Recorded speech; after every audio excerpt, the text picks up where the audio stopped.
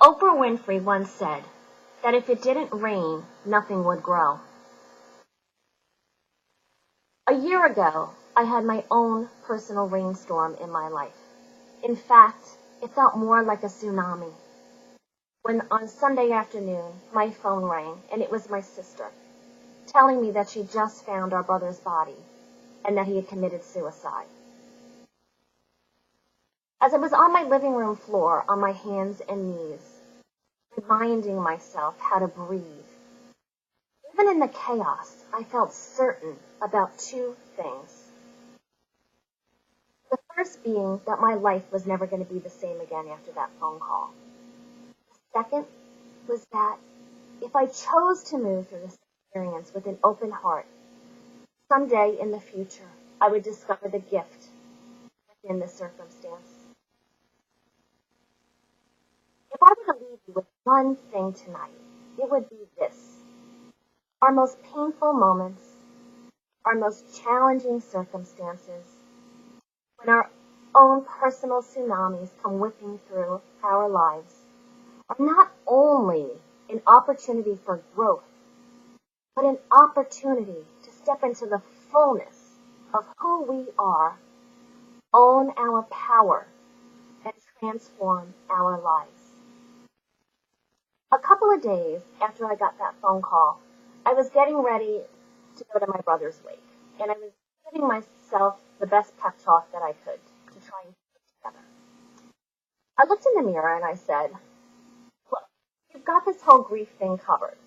After all, you were with your mom when she took her last breath almost 10 years ago, when she passed away from breast cancer.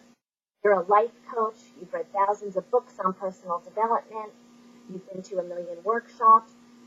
You've got it covered. If anybody could handle this, it is you." Well, it didn't take me long to discover how mistaken I was. Not only was I not handling it, but I felt like a train came running right down the middle of my soul. I felt raw. And I struggled with making peace with the impermanence of life. And unfortunately, the old saying, time heals all wounds, didn't seem to apply to me in that moment.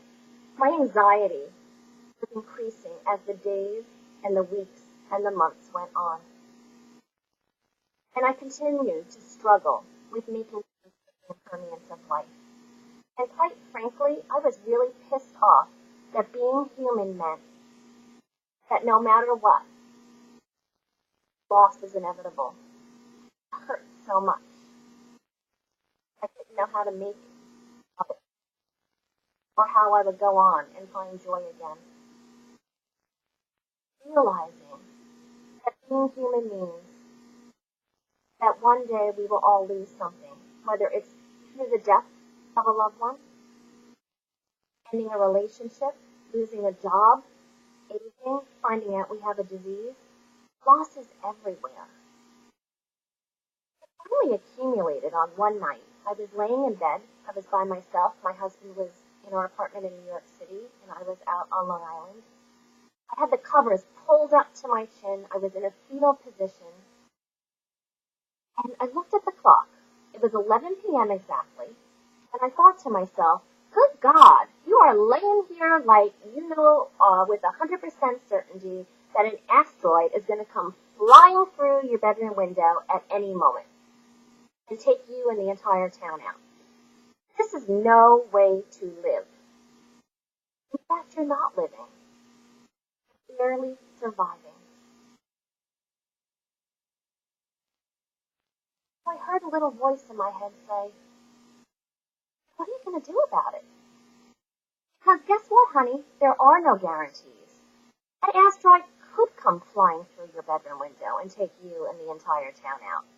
So what are you going to do about it? And this surge of energy just moved through my body. I sat up on the side of my bed, straight as an arrow, and I said this. I'll tell you what I'm going to do about it. I'm going to be all in. I'm going to be all in this life, despite the But there are no guarantees. Despite that I might be afraid, despite that I could and very well, maybe likely, could lose somebody or something I love again, I'm going to be all in. And I'd love to tell you that I never felt fear or anxiety again after that moment, but it wouldn't be true. But I will tell you what happened. Instead of rejecting, ridiculing, and hating that fearful piece inside of me, I embraced, I loved, and I encouraged. And I simultaneously recognized that there was also a powerful, courageous, brave woman living inside of me, yearning to own her power. And in that moment, I gave her